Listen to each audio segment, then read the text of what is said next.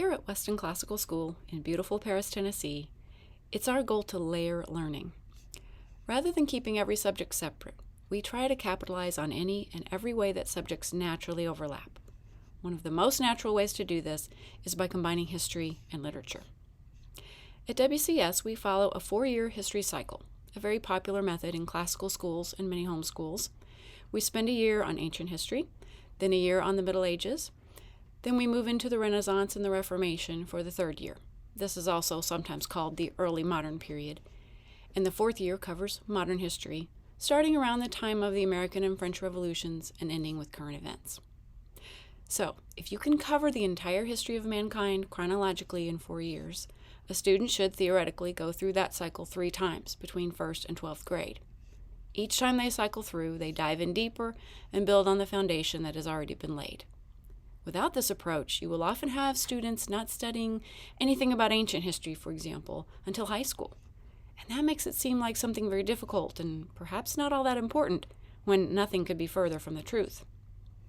Our history studies also include religious history and the history of scientific discovery. But what we really love to do at WCS is follow the same 4-year cycle with literature. If literature is to be understood, it must be studied in its historical context anyway. By blending the study of history and literature, the 2 subjects serve to reinforce one another. But how do you study Shakespeare, for example, in elementary school? You might be surprised at how many child-friendly adaptations are out there, not just for Shakespeare, but for all kinds of literature that most people consider very difficult. But by introducing these stories in the early grades, by the time our students reach middle and high school, they're often chomping at the bit to read the originals. They're not intimidated like so many of us would be. They're excited and well prepared to dig into the greatest literature ever written. Now, 1st and 2nd graders aren't typically ready for a formal study of history, but history and literature are both collections of stories.